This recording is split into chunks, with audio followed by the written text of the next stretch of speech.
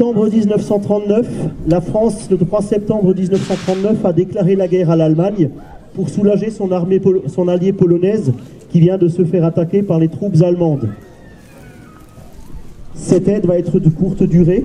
Les Français ne vont rien faire par l'opération militaire, à part une brève incursion dans la Sarre, qui ne va apporter strictement aucun soulagement à l'armée polonaise, qui va tomber en quelques semaines. Septembre 1939 va également commencer la mobilisation générale, c'est-à-dire que tous les soldats français, tous les Français qui ont à un moment ou un autre fait leur service militaire, c'est les hommes que vous voyez là sur le terre-plein, tous ces hommes qui ont à un moment fait leur service militaire vont devoir rejoindre leur régiment d'affectation.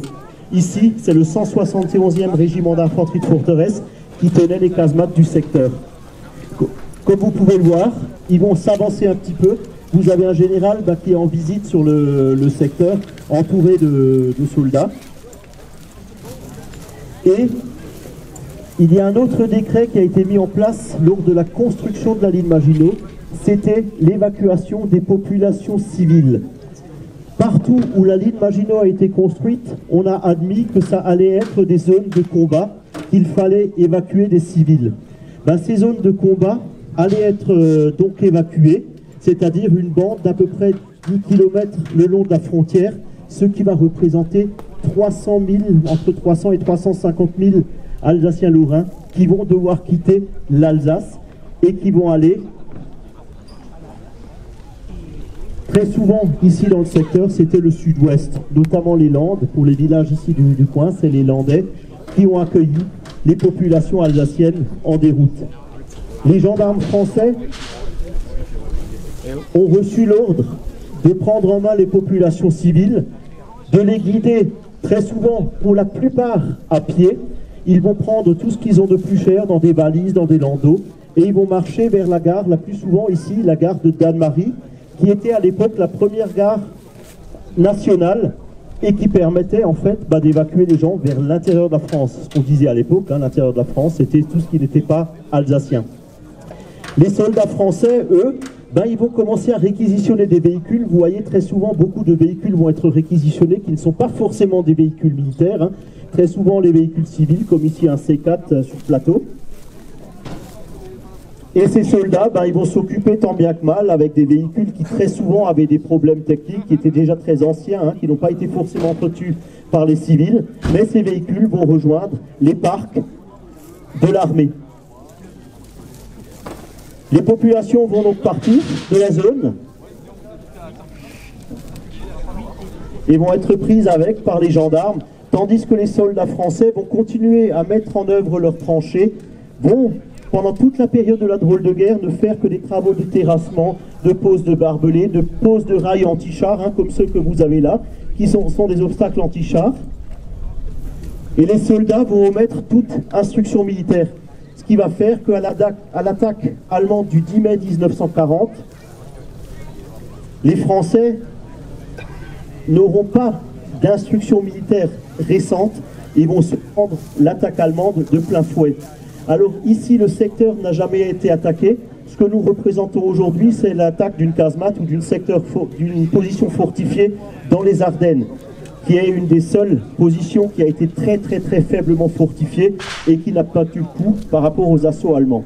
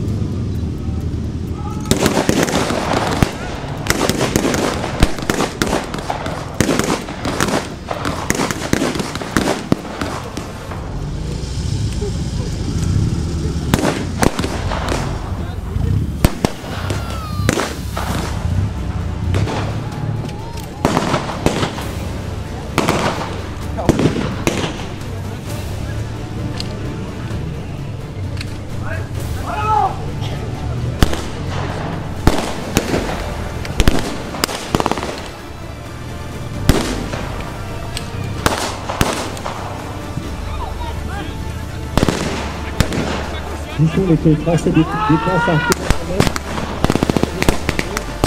L'Allemand viendra à bout des positions françaises.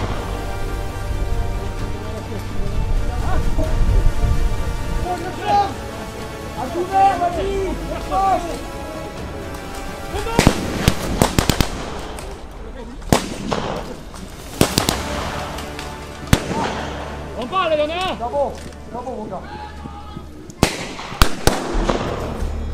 Des supports de mitrailleuses.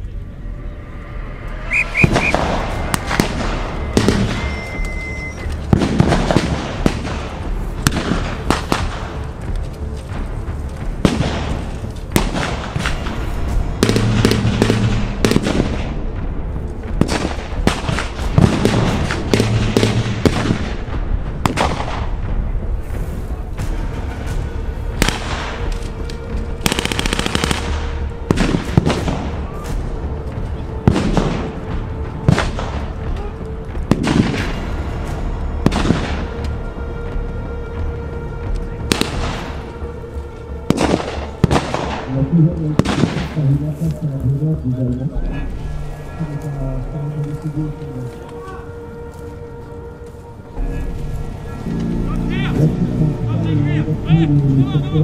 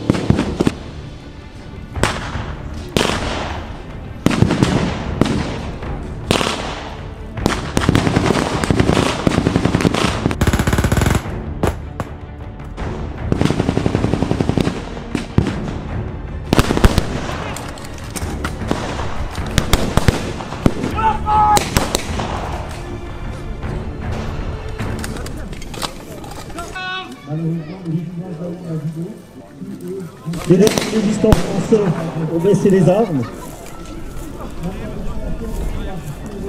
Et c'est les troupes allemandes qui vont prendre possession des quelques blocos de la ligne Maginot et qui vont occuper pendant 4 ans le territoire français.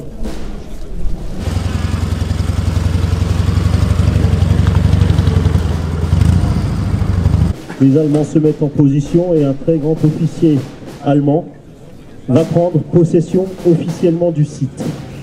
Maintenant, vous allez voir les troupes d'occupation qui arrivent en rang. C'était des scènes de la vie courante à partir de 1940, malheureusement, notamment dans les rues des grandes villes, là où les Allemands arrivaient au pas de loi et prenaient possession vraiment pendant 4 ans des villes, des villages.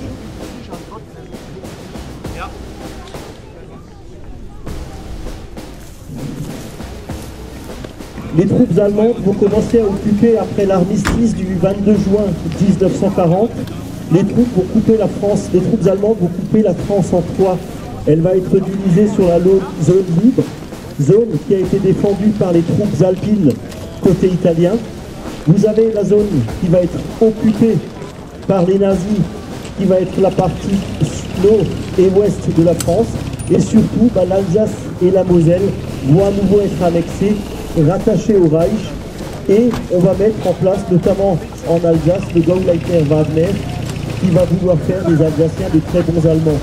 Malheureusement, vont commencer à partir d'octobre 1942 la série des incorporés de force, qu'on appelle les malgré nous. C'est des Alsaciens qui vont être rattachés directement à l'armée allemande. Beaucoup de ces Alsaciens vont être conduits vers le front de l'Est, notamment sur les combats comme Barbarossa ou des batailles en Russie bien connues. Mais arriver sur le secteur ici, à partir du 19 novembre 1944, la période tant attendue de la libération, après les deux débarquements du 6 juin 1944 et du 15 août 1944 en Provence. C'est notamment ce deuxième qui va nous intéresser, car ce sont les troupes débarquées le 15 août 1944 qui vont libérer l'Alsace. C'est les troupes qui faisaient partie de la première armée du général Delattre de Tassigny. Dans cette armée, dans cette première armée française, vous avez surtout des soldats français et des soldats des différentes colonies, marocains, algériens, qui vont participer au combat de la libération, mais aussi, surtout, des soldats français, donc beaucoup de soldats des anciennes troupes Maginot-Alpines, qui ont réussi à passer la zone libre et rejoindre les armées d'Afrique pour après être incorporés sous la nouvelle armée française.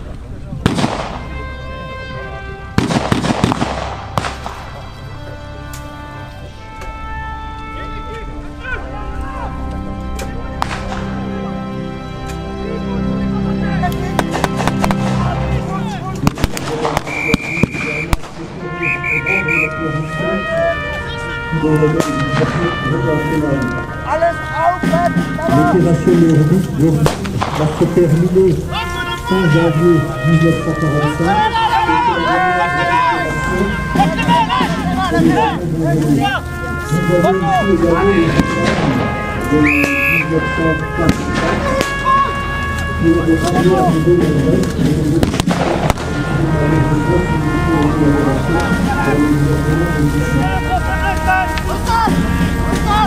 Malheureusement, à cette occasion de l'opération, beaucoup d'opérations vont avoir lieu dans les différentes scènes de la ville, voire également au niveau parfois